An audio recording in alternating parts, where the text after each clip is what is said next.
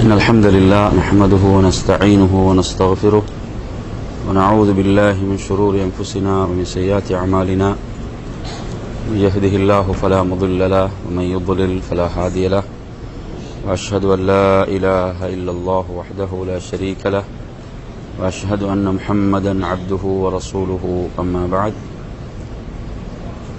يا أيها الذين آمنوا اتقوا الله حق تقاته ولا تموتن إلا وأنتم مسلمون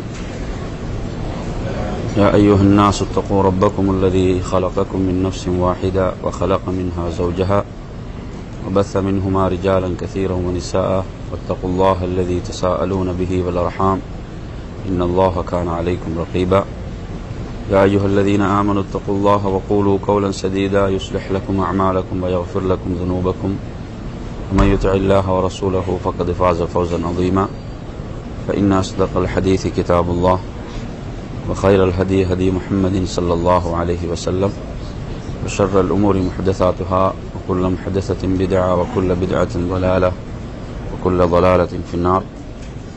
அன்பிற்குரிய என் அருமை சகோதரர்களே, அஸ்ஸலாமு அலைக்கும் வரஹ்மத்துல்லாஹி வபரகாத்துஹு. அல்லாஹுக்கே எல்லா புகழும்.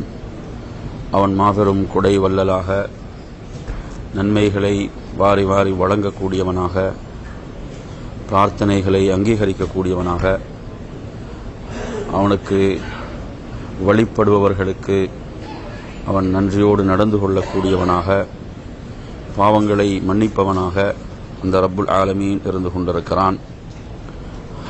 அவன் நமக்கு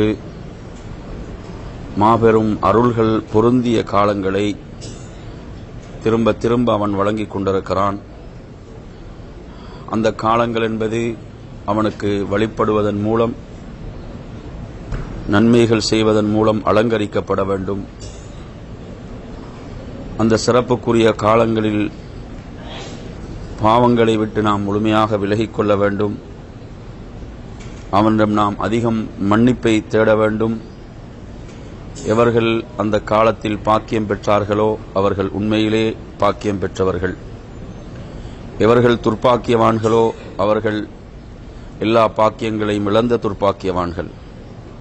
நபிகள் நாயகம் ஸல்லல்லாஹு அலைஹி வஸல்லம் அவர்கள் இந்த ரமலானுடைய வருகையை இந்த உம்மத்துக்கு நன்மாராயமாக கூறுகிறார்கள். உங்களிடம் ரமலானுடைய மாதம் வந்திருக்கிறது.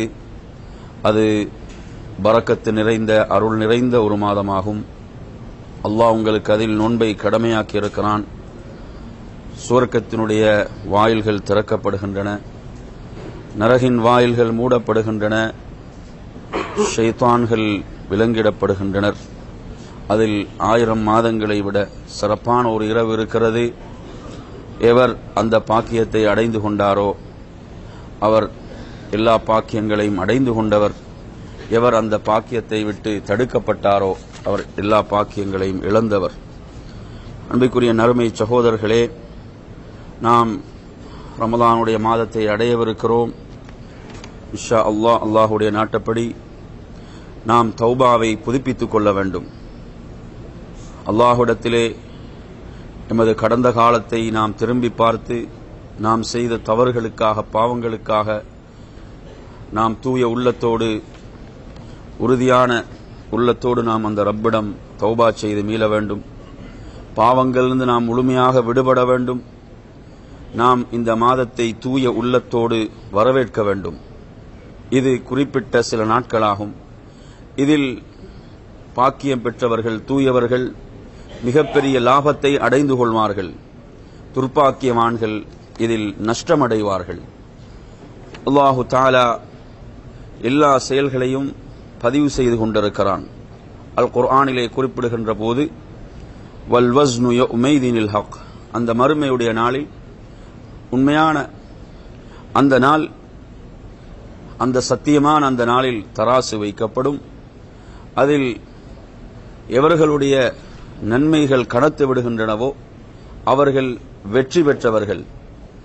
எவர்களுடைய நன்மைகளை விட பாவங்கள் அதிகரித்து அவை கனத்து விடுகிறதோ அவர்கள் நஷ்டவாளர்கள். அவர்கள் தோல்வியை தழுவார்கள், அநியாயக்காரர்கள். நறுமையான சகோதரர்களே, நமது உள்ளங்கள் விழித்து கொண்டாலும் இல்லாவிட்டாலும் நாம் எதற்காக படைக்கப்பட்டமோ அந்த நோக்கத்தை நாம் மறந்து நேரங்களை வீணடித்தாலும், அதே நேரத்தில் ஒருவர் இந்த நேரங்களை நல்ல முறையில் அல்லாஹுக்கு பொருத்தமான முறையிலே கழித்தாலும் இந்த நேர காலங்கள் நகர்ந்து கொண்டே இருக்கின்றன.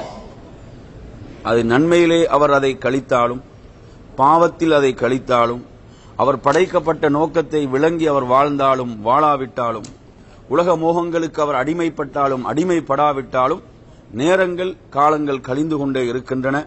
அதை யாராலும் நிறுத்த முடியாது. நாம் மறுமையை நோக்கி நகர்ந்து கொண்டிருக்கிறோம் என்பதை நாம் புரிந்து கொள்ள வேண்டும். எனவே நாம் படைக்கப்பட்ட அந்த உயரிய நோக்கத்தை விளங்கியவர்களாக, அதை உணர்ந்தவர்களாக நாம் வாழ வேண்டும். அல்லாஹு தஆலா அவர்களுக்காக உயரிய சொர்க்கத்தை தயார்படுத்தி வைத்திருக்கிறான். அது அவனுடைய ஃபதுலாக சிறப்பாக இருக்கிறது. அதேபோன்று பாவிகளுக்கு நரகத்தை அவன் தயார்படுத்தி வைத்திருக்கிறான். அது அவனுடைய நீதியில் நின்றும் உள்ளதாக இருந்து கொண்டிருக்கிறது. எவர்களுடைய நன்மையின் தட்டு கணத்தால் தாழ்ந்து விடுகிறதோ அவர்கள் ஃபஹுவ ஃபீ ஈஷத்தி ராதியா, அவர்கள் மிகவும் பொருத்தமான ஒரு நிம்மதியான ஈடேற்றமான வாழ்விலே அவர்கள் இருப்பார்கள். எவர்களுடைய பாவங்கள் கனத்து விடுகின்றனவோ அவர்கள் ஹாவியாவிலே நுழைக்கப்படுவார்கள். ஹாவியா என்பது சுட்டடிக்கக்கூடிய நரகம் என்று ரப்புல் ஆலமீன் குறிப்பிடுகிறான்.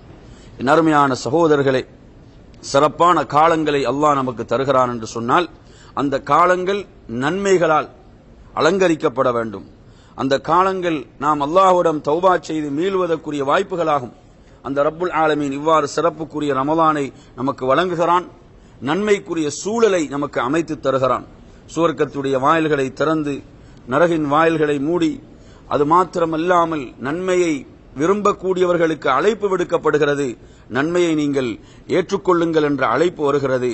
என் அருமை சகோதரர்களே, இப்படியான சிறப்புக்குரிய இந்த காலத்தில் எவைகளெல்லாம் நன்மைகளோ அந்த நன்மையிலே நாம் விரைந்து செல்லக்கூடியவர்களாக, அந்த நன்மையின் பால் போட்டி போடக்கூடியவர்களாக நாம் மாற வேண்டும். நாம் பின்னோக்கி நாம் சிந்தனை செய்ய வேண்டிய ஒரு விடயம் என்னவென்று சொன்னால், நம்மை விட்டு எத்தனை ரமதான்கள் கழிந்து விட்டன, எத்தனை ரமதான்கள் நம்மை விட்டு விடைபெற்று சென்றிருக்கின்றன. உண்மையில் இவைகள் இந்த ஒவ்வொரு ரமதானும் நமக்குள் ஏற்படுத்திய மாற்றங்கள் என்ன, எப்படியான ஒரு மாற்றத்தை இந்த ரமதான் நமக்குள் உருவாக்கி இருக்கிறது. உண்மையில் அவைகள் எம்மை ரப்பின் பால் அல்லாஹ்வின் பால் நெருக்கி வைத்திருக்கின்றனவா? நமது உள்ளங்களை ஈமானை கொண்டும் தக்வாவை கொண்டும் இதன் மூலம் நிரப்பப்பட்டிருக்கின்றனவா? நாம் இந்த ரமதானுடைய காலத்துக்கு பிறகு இவ்வாறு எத்தனையோ ரமதான்களை கழித்து விட்டோம். அந்த ரமதானுக்கு பிறகு நமது வாழ்வில் மாற்றங்கள், நல்ல மாற்றங்கள் உருவாகி இருக்கின்றனவா? இவற்றையெல்லாம் நாம் மீள் பரிசீலனை செய்து நம்மை நாமே ஒரு சுய பரிசோதனைக்கு உட்படுத்திக் கொள்ள வேண்டும்.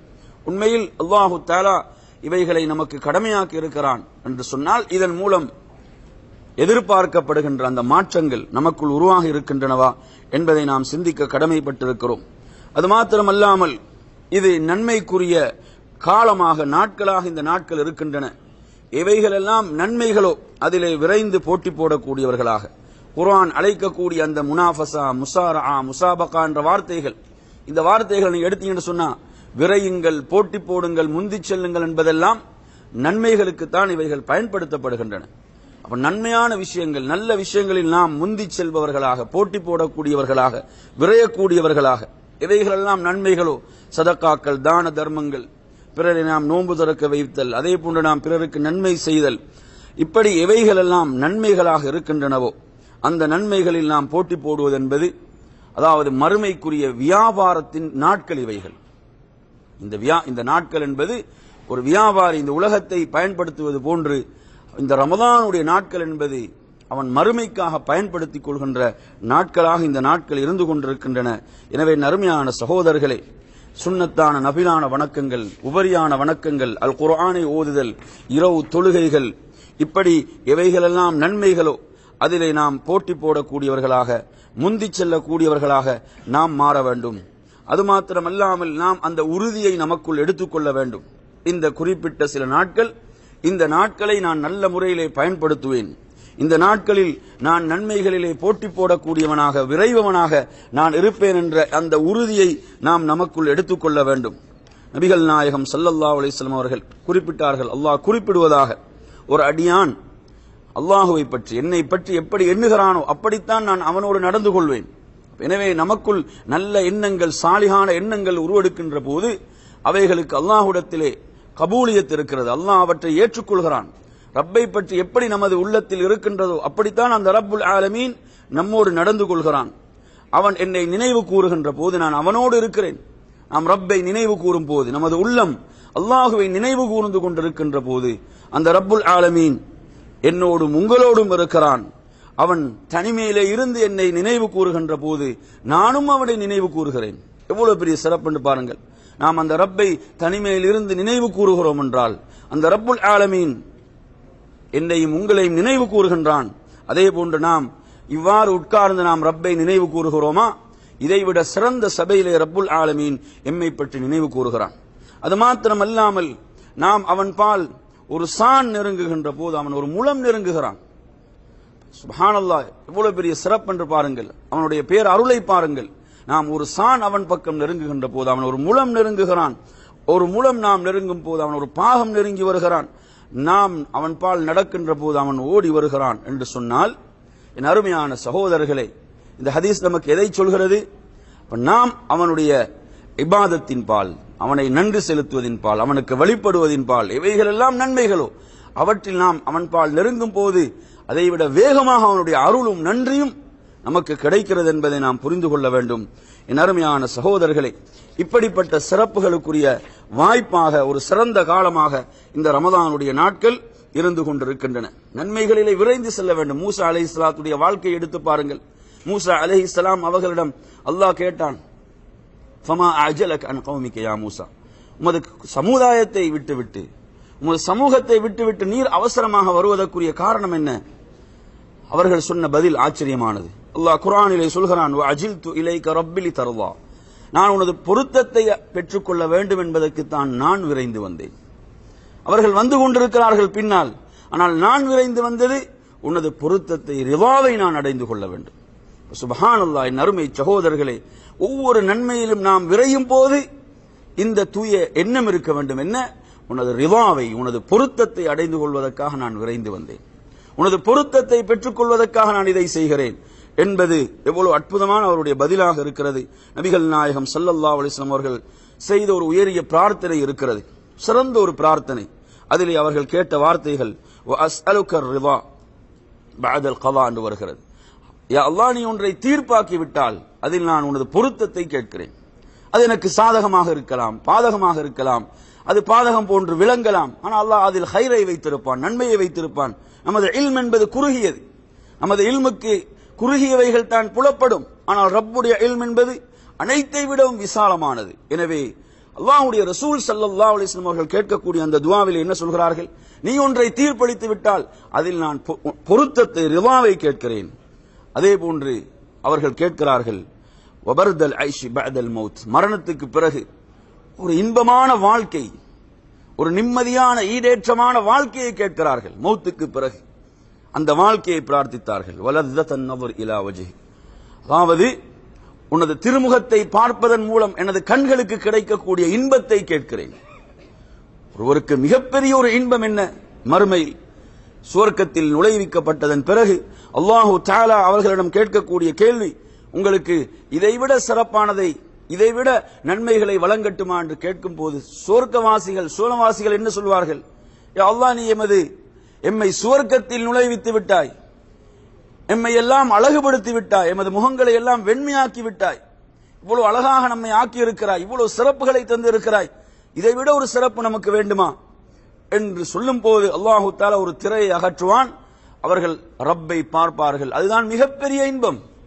சுவர்க்கவாசிகள் சுவர்க்கத்துடைய இன்பங்களையே மறந்து விடுவார்கள். அப்படிப்பட்ட பெரும் இன்பம் ரப்பை பார்ப்பது. ரசூலுல்லாஹி ஸல்லல்லாஹு அலைஹி வஸல்லம் அவர்கள் அதை கேட்கிறார்கள். வலத்தத்துன் நظر இலா வஜ்ஹி வஷௌக இலா லிகாயிக், உன்னை சந்திப்பது அதிலே எனக்கு பேரார்வத்தை தருவாயாக. எனவே நறுமையான சகோதரர்களே, நாம் இன்பம் இந்த உலகத்தில் அமல்களில், இபாதத்துகளில் இன்பம் கண்டால் தான் மறுமையில் இந்த இன்பங்களை அடையலாம். நமக்கு இந்த உலகத்தில் தொழுகை இன்பமாக இருக்க வேண்டும், குர்ஆன் ஓதுதல் இன்பமாக இருக்க வேண்டும், நோன்பு இன்பமாக இருக்க வேண்டும், இரவு தொழுகை இன்பமாக இருக்க வேண்டும், அல்லாஹுவை நினைவு கூறுதல் இன்பமாக இருக்க வேண்டும், ஒவ்வொரு நல் அமலும் நமக்கு இன்பமாக மாற வேண்டும். இவைகள் சுமைகளாக இருக்கக்கூடாது. எப்போது சுமைகளாக இருக்கும் என்று சொன்னால், நமக்கு பாவங்கள் இன்பமாக இருக்கும் போது, நமது உள்ளத்துக்கு எப்போது பாவங்கள் இன்பமாக இருக்குமோ அப்போது நிச்சயமாக நன்மைகள் சுமைகள். நன்மைகள் சுமைகள். தொழுகை சுமை, சுன்னத்தான வணக்கங்கள் சுமை, குர்ஆனை ஓதுதல் சுமை, நோன்பு சுமை, எல்லாம் சுமையாக எப்போது மாறும் என்றால் நமக்கு பாவங்கள் இன்பமாக இருக்கும் போது. எப்போது நமக்கு பாவங்கள் வெறுப்பாக மாறி நன்மைகள் இன்பமாக மாறுமோ அப்போதுதான் இந்த இன்பங்களை எல்லாம் நாம் அடைந்து கொள்ளலாம். எனவே நறுமையான சகோதரர்களே, இப்படி ஒரு பொன்னான காலம் அல்லாஹு தஆலா குர்ஆனின் மூலம் அழைப்பு விடுக்கிறான். ஃபஸ்தபிகுல் கைராத், நன்மைகளின் பால் முந்துங்கள் என்று சொல்கிறான். வசாரிஉ, ரப்புடைய மன்னிப்பின் பாலும் வானங்கள் பூமியை விட விசாலமான சுவர்க்கத்தின் பாலும் விரையுங்கள். பாருங்க சுப்ஹானல்லாஹ், வானங்கள் பூமியை விட விசாலமானது சொர்க்கம்.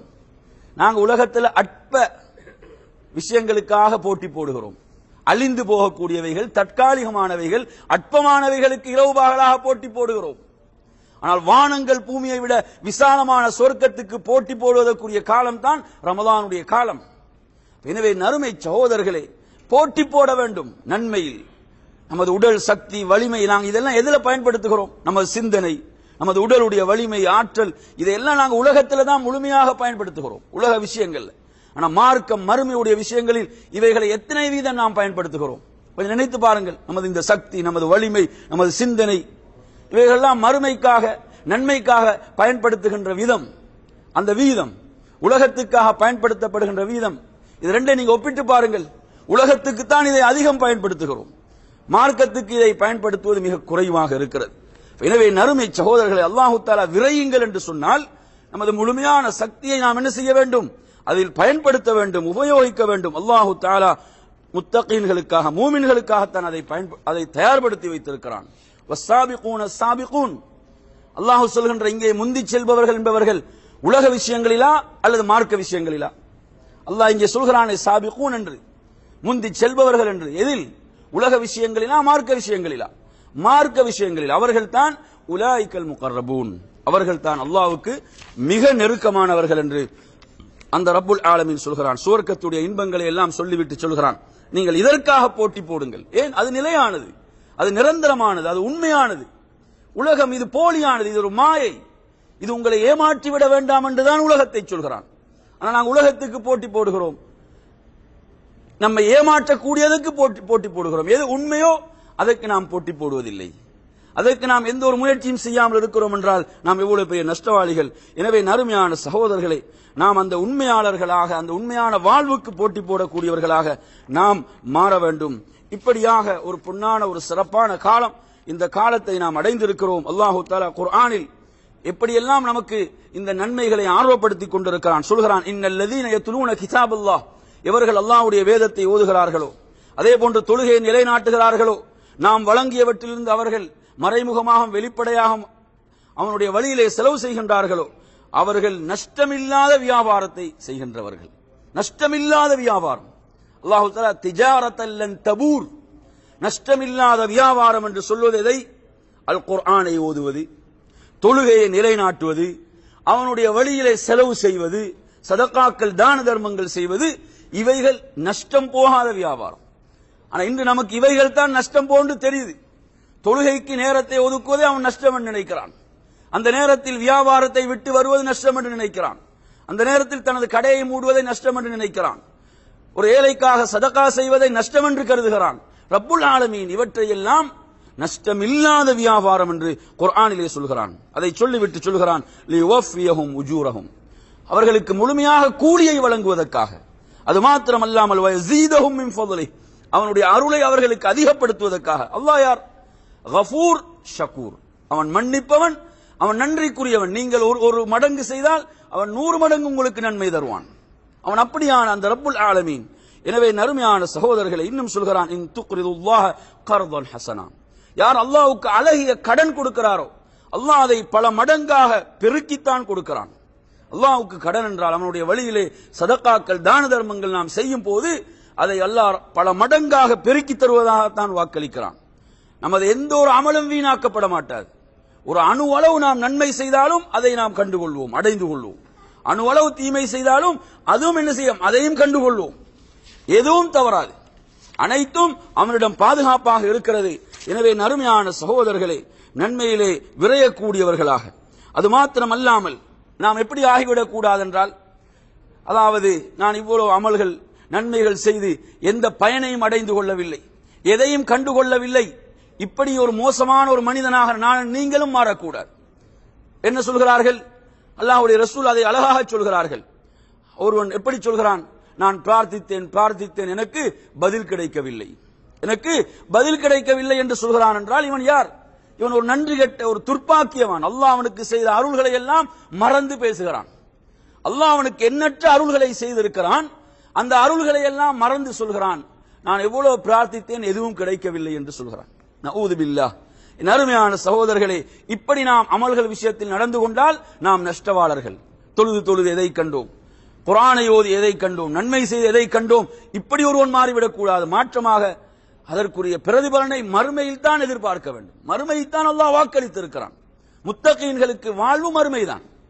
எனவே அருமையான சகோதரர்களே, அது மாத்திரமல்லாமல் அல்லாஹ்வுடைய தூதர் காட்டிய மற்றும் ஒரு வழிமுறைதான் குது மினல் அமாலி மா துதீகுன். உங்களால் முடிந்த அமல்களை செய்யுங்கள்.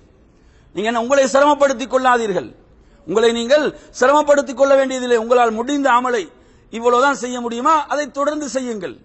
அல்லாஹு தஆலா உங்களுக்கு நன்மைகளை வழங்குவதில் சோர்வடைய மாட்டான் என்று அல்லாஹ்வுடைய ரசூல் ஸல்லல்லாஹு அலைஹி வஸல்லம் அவர்கள் குறிப்பிட்டார்கள். எனவே அருமையான சகோதரர்களே, ஒரு சிறப்பான ஒரு காலம் வருகிறது. நாம் ஒரு உறுதியை எடுத்துக்கொள்ள வேண்டும். 720 நாட்கள், அந்த நாட்களுடைய ஒவ்வொரு நொடியும் நிமிடமும் பெருமதியானது.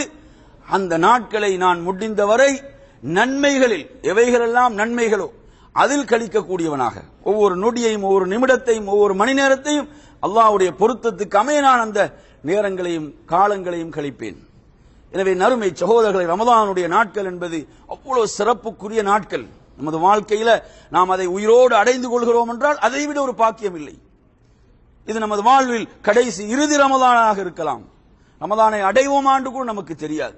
எனவே அப்படிப்பட்ட ஒரு வாழ்வில இருக்கக்கூடிய நாம் நமக்கு வழங்கப்படுகின்ற சந்தர்ப்பங்களை நல்ல முறையிலே பயன்படுத்திக் கொள்ள வேண்டும். அல்லாஹ்வுடைய பொருத்தத்துக்கு அமைய அந்த காலங்களை நாம் அமைத்துக் கொள்ள வேண்டும் என்று கூறி நிறைவு செய்கின்றேன். வ ஆகிரு தஅவானா அல்ஹம்துலில்லாஹி ரப்பில் ஆலமீன். வஸ்ஸலாமு அலைக்கும் வரஹ்மத்துல்லாஹி வபரகாத்துஹு.